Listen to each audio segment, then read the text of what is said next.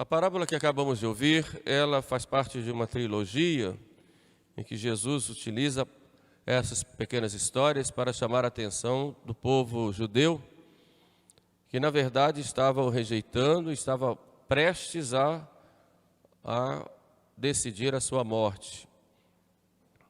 E essa parábola do banquete mostra exatamente isto. Deus é esse rei que chamou em primeiro lugar o povo judeu, o povo que foi preparado para dele nascer o Salvador, mas o povo rejeitou esse convite. Chamou para o banquete. Esse banquete é a igreja, onde há aí o alimento da palavra de Deus e o alimento da Eucaristia, que na realidade é o próprio Filho de Deus. Mas os seus amigos, aqueles primeiros, não foram dignos e rejeitaram os profetas, rejeitaram o próprio Cristo e rejeitaram depois os apóstolos. Por isso, como o rei diz para os seus servos: vão fora das cidades e nas encruzilhadas dos caminhos, chamem a todos para entrarem na sala do banquete. E eles chamaram e a sala ficou cheia de bons e maus. Assim é a igreja. Cristo veio primeiro para os judeus e depois veio para o mundo inteiro, para todos os homens. E a igreja então foi trazendo as pessoas, bons e maus. Assim é a nossa igreja. Como na parábola do joio e do trigo. Tem joio e tem trigo. E Deus permite que estejam todos juntos, exatamente para que haja a conversão dos maus, vendo os exemplos dos bons. E para que os bons sejam provados na sua justiça, na sua santidade. Só no fim do mundo em que vai haver a separação. E Jesus Cristo fala: quando o Filho do Homem voltar, separará os maus do meio dos bons, como um pastor separa as ovelhas dos cabritos. Isso só no fim do mundo. Mas o que fez aquele rei com os primeiros convidados? Mandou seus exércitos e mandou-os matar e colocar fogo nas suas cidades. Por que o rei fez isso? Porque eles rejeitaram participar desse banquete, dessas bodas, que na verdade é a própria união de Cristo com a sua igreja. É essa intimidade com Deus que nos leva à santidade de vida. Isso é que impede que nós estejamos unidos a Deus, essa nossa rejeição. Mas o que é que provoca essa rejeição? O que provoca essa rejeição é o pecado, é claro. Mas dentre os pecados, havia um monge de Constantinopla, chamado Evagrio, bem no iniciozinho da igreja, que ele pegou e juntou os pecados todos e fez os pecados que levam os homens para o inferno. E juntou em 8. São Gregório Magno, que viveu ali no século VI, Papa São Gregório Magno, pegou esses 8 pecados e colocou em 7. E passou a chamar de pecados capitais. São os que nós conhecemos hoje: soberba, avareza, luxúria, gula, inveja e preguiça. São 7 pecados capitais, são cabeças dos outros pecados. O Evagrio tinha colocado o orgulho e a vaidade juntos. São Gregório junta os dois, dizendo que a vaidade é expressão do próprio orgulho. A vaidade é o pior pecado que existe. Dizem os santos que o demônio da vaidade é o mais esperto de todos. Ele sempre se infiltra quando parece que todos os outros já foram vencidos. A vaidade consegue um jeito de se infiltrar na vida da pessoa. A vaidade é como um monstro que quanto mais nós alimentamos, mais ele tem fome. Outros santos dizem que a vaidade é como um tumor na alma, um tumor que vai crescendo e nós vamos deixando ele crescer, e ele então vai provocando a destruição de todas as outras virtudes, vai levando a doença para toda a alma. O demônio da vaidade. Mas o que é a vaidade? E quais são as suas consequências? Como ela se manifesta? A vaidade, em primeiro lugar, ela é um pecado. Ela consiste em nós depositarmos uma confiança exagerada em nós mesmos, em nossas próprias presumíveis virtudes, em detrimento do outro. Ou nós colocarmos nossa confiança nas coisas mundanas, a ponto de nós não necessitarmos de Deus. Mas como pode um católico dizer que não necessita de Deus? É claro que quem tem vaidade não vai dizer que não necessita de Deus, mas as suas atitudes vão expressar que ele é o próprio Deus.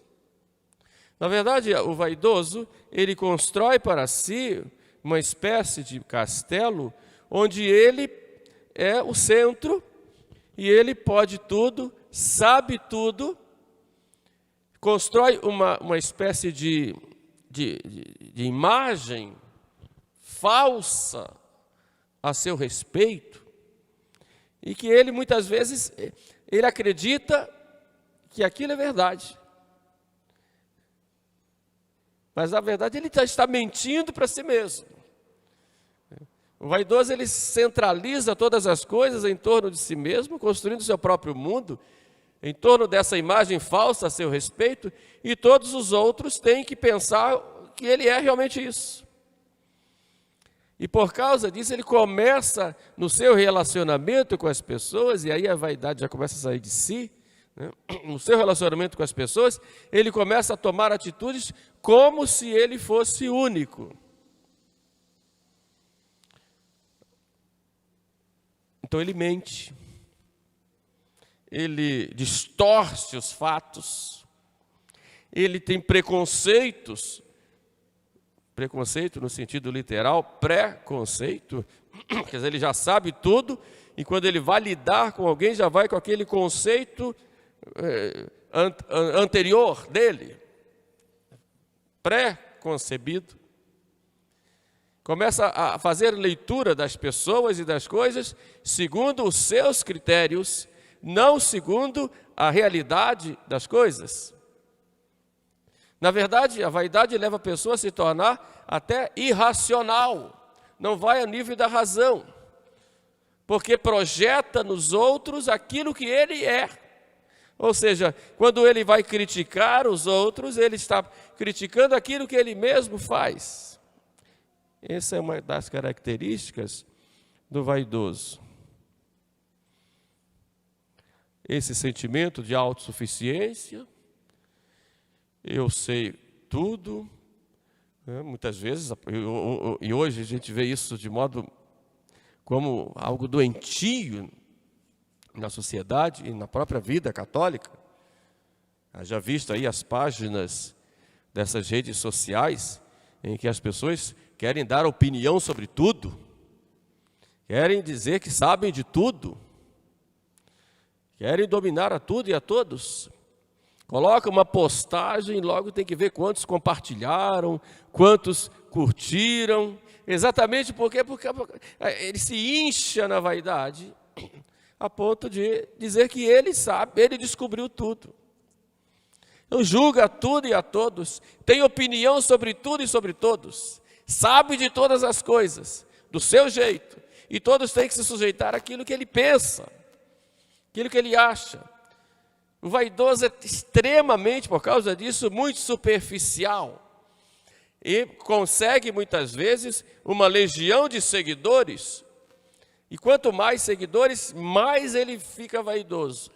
E quando alguém aparece com uma opinião diferente da dele, ele não sabe acolher a opinião diferente, e ele procura esmagar, mas esmagar para destruir a pessoa, desmoralizar a pessoa. Assim faz o vaidoso. Isso dentro de casa, isso dentro da igreja, isso nas nossas pastorais, nas nossas associações, nos nossos grupos, entre os padres, com todo respeito, entre os bispos, nos grupos sociais. Esse diabo, ele é terrível. Ele é tão sorrateiro que muitas vezes ele aparece com uma capa de zelo, uma aparência de santidade, mas aquilo é só para atrair. Quando fala demais é para atrair. Quando fica em silêncio também é para atrair. Mostrando uma capa de falsa humildade ou de falsa santidade, algo assim de casca, mas que no fundo, está cheio de vaidades. É assim que age o demônio. Por causa disso, é uma doença difícil de curar. Como doença, poderíamos perguntar quais são os sintomas. Eu vou dizer alguns aqui, baseado nos escritos de Santo Tomás e São Boaventura. A jactância, a pessoa gosta muito de falar de si mesma, sempre tem razão. Quando alguém erra, diz assim, eu não disse, eu sabia. Esse tipo de expressão, eu sabia, eu já sei. É característica do vaidoso. Eu te falei. Característica do vaidoso. Está vendo? Eu sabia. Estou acima. Bem que eu te avisei. Está vendo? Bem feito. Não atendeu o que eu falei. São frases típicas da pessoa vaidosa. Graças a Deus ninguém faz isso aqui, né? É típico. Típico. Eu não te disse. Está vendo? Você não segue o conselho que eu te dei, deu nisso. Porque eu sei, você não. Essa é a conclusão que se tira. Isso é típico da doença, é a jactância. Eu posso mais, eu tenho mais, eu sei mais. Sou mais bonito, né? Sou mais inteligente, falo melhor, né? Tudo eu. Os outros ficam lá. São gente de segunda categoria. Isso no nosso meio eclesiástico, mas é uma coisa vergonhosa. Vergonhosa. Isso destrói qualquer comunidade, destrói qualquer relacionamento. Eu aceito ouvir tudo, desde que eu sempre tenha razão. A vaidade, ela se expressa na insubordinação, na desobediência, porque o vaidoso, ele sabe tudo. Então ele pode até fingir que obedece, mas por trás ele desobedece. É uma coisa diabólica.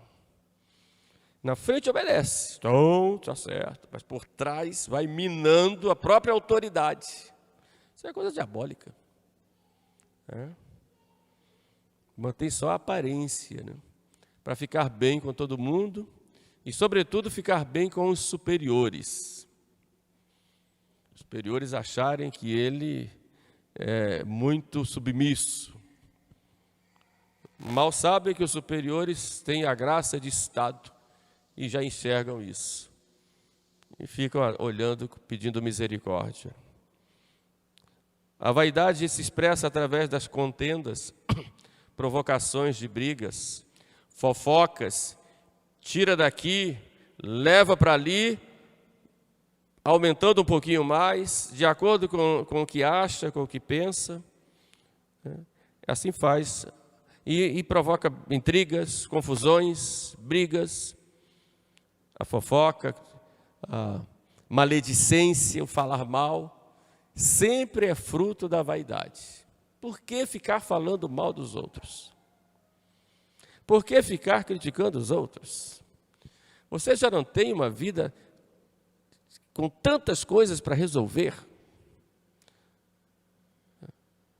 Se alguém pudesse criticar os outros, seriam os santos. Mas eles sabem que mesmo o mais santo diz, eu sou um grande pecador. e não criticavam. E ficar falando daqui, levando para colar, muitas vezes colocando nas redes sociais, isso é diabólico. Se você faz isso, você está dando combustível para o demônio incendiar o mundo. É assim. A hipocrisia. Na frente aparece de uma capa, por trás outra. A hipocrisia é sinal dessa filha da... São Tomás coloca como filha da vaidade. A teimosia, aquela pertinácia, apega-se de modo irracional às suas próprias opiniões e não dá o braço a torcer nunca. Vaidade. Porque você acha que você é perfeito? Acha que não pode mudar de opinião? Porque você já descobriu tudo, você é Deus. Só quem não pode mudar de opinião é Deus, porque Deus é perfeito. E a perfeição em Deus Deus é perfeitíssimo. Então ele não pode adquirir nenhuma perfeição, porque ele tem toda a perfeição. Então ele não muda. É a imutabilidade de Deus, fruto da sua perfeição. Mas o ser humano não, é mutável. Então eu posso mudar, não sou perfeito. Posso reconhecer, eu estava errado. E qual é o problema? O problema é eu continuar no erro. Como eu posso fazer o contrário, estar certo e depois ficar errado? Aí sim eu tenho um problema.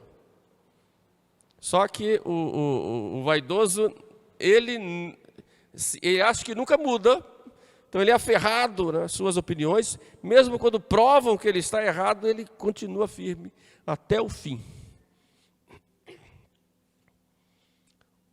A vaidade, o vaidoso gosta de provocar discórdias, porque quando tem discórdias, ele fica por cima e ele vai controlando tudo. É presunçoso, acha que já está salvo, ou todas as suas atitudes são perfeitas, e quando alguém descobre que ele fez alguma coisa errada e ele não tem como fugir, ele procura sempre dar uma desculpa, dizendo que fez aquilo por um motivo muito bom e necessário. Quer dizer, não reconhece o erro. Por fim, o vaidoso, ele gosta de ser diferente, de ser singular, de aparecer de modo diferente, porque ele sabe mais as coisas, então diante dos outros ele tem que fazer diferente. Dificilmente o vaidoso, ele se enquadra numa equipe, num grupo, porque tem que ser diferente. Eu sei mais, eu descobri coisas que eles não descobriram.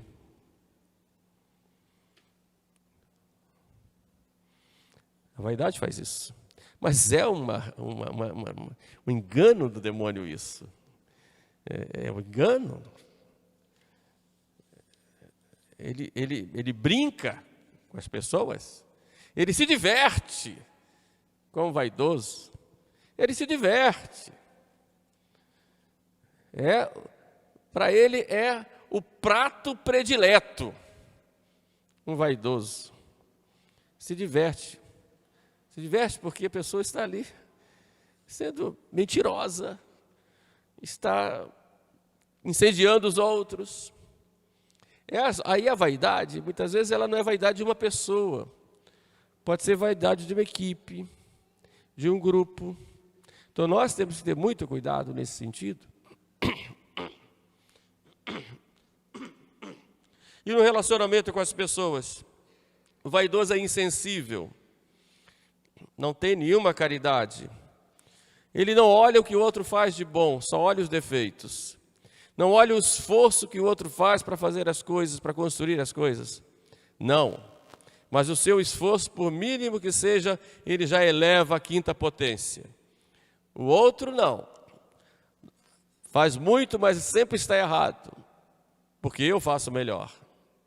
É insensível ao esforço, ao sofrimento, à dificuldade que o outro tem. E quando não me entendem, eu me encolho no meu castelo e começo a destilar o meu veneno, chamando outras pessoas para próximas de mim, para ficarem comigo contra aquilo, ou aqueles que realmente me pediram de fazer o que eu queria. O vaidoso é intolerante. Ele é incapaz de conviver com o diferente. Tem que ser sempre do jeito dele. Ele não tolera que o outro tenha outras qualidades que ele não tem. Então ele procura diminuir, quando não solapar as atitudes do outro. O vaidoso é autoritário, sempre tem que mandar. É a vaidade desmedida até. Quer o poder? Mas não quero o poder de ser chefe, não. Quero o poder de ficar solapando. Isso aqui é uma desgraça, meu Deus, desculpe o termo, mas é uma miséria isso. Acaba com a vida de qualquer pessoa. Nós somos assim. Estou falando de mim. Nós somos terríveis. Todo mundo tem a vaidade, ou mais ou menos. Então nós temos que ter muito cuidado, porque nós somos presas fáceis desse demônio. Por fim, a vaidade nos coloca dependência. Nós ficamos sempre procurando a estima dos outros. Então a gente fica naquela situação de quero cada vez mais ser estimado, ser amado, ser cuidado, ser aplaudido, ser incensado. E fico buscando pessoas, buscando coisas que me incensem, que venham atrás de mim, que me sigam e que me elogiem. E a vaidade vai nesse caminho. Causa uma verdadeira dependência. Seja do ponto de vista físico, intelectual, afetivo. A vaidade faz isso. Como eu disse, é uma doença. E nós temos que curar isso. Como curar a vaidade? Primeira coisa, a cura Deus vai fazendo, porque é a graça de Deus que faz essa cura em nós. Nós temos que nos deixar conduzir por Deus. Deixar Deus agir. Procurarmos sair desse castelo e sermos sinceros conosco mesmos. Quem sou eu? Por isso Deus muitas vezes permite quedas para as pessoas quebrarem essa imagem falsa. Vocês já não ouviram uma pessoa dizer, por exemplo, eu não me perdoo? Deus perdoou, os outros perdoaram, mas eu não me perdoo. Por quê? Porque ele ainda está apegado à sua falsa imagem que ele construiu sobre si mesmo. Então a primeira coisa é quebrar essa imagem falsa. Quem sou eu? E olhar para dentro de si mesmo e ver o poço profundo em que ele se encontra. E reconhecer suas misérias, sua pequenez. Depois procurar valorizar mais o próximo. E começar a trabalhar com a graça de Deus vai agindo.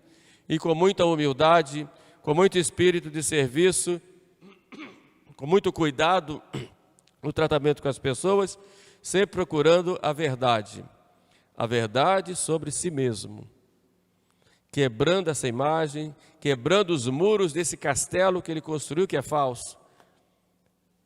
É um trabalho demorado. A vaidade é algo que vai a vida inteira da pessoa. Ou Deus vai lá e faz uma cirurgia, porque é um tumor. E essa cirurgia é terrível. Deus permite que a pessoa seja humilhada, muitas vezes humilhada publicamente, e a pessoa vai lá no fundo do poço.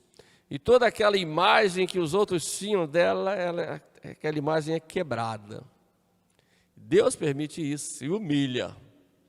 E humilha para a pessoa poder quebrar a imagem falsa e quebrar a sua vaidade.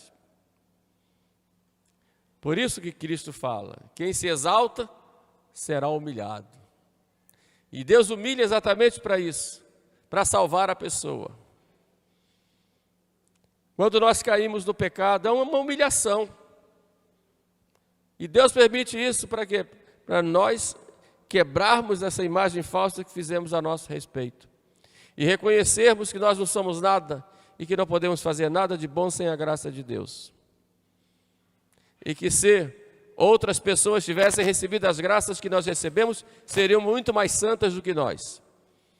E nós temos tantas graças e não somos santos, porque somos vaidosos. Vamos procurar nos corrigir. Vamos procurar melhorar. Confiar mais em Deus, menos em nós mesmos. E procurarmos, no relacionamento com as pessoas, tratarmos servindo e com muita humildade, para que assim nós possamos, com a graça de Deus, quebrar esse defeito terrível e humilhar esse demônio, que é o demônio da vaidade. Peçamos a Nossa Senhora essa graça, que ela foi exaltada porque se humilhou. E ao coração de Jesus, que nos dê a graça de sermos mansos e humildes. Jesus, manso e humilde de coração, fazei o meu coração semelhante ao vosso. Jesus, manso e humilde de coração, fazei o meu coração semelhante ao vosso. Amém.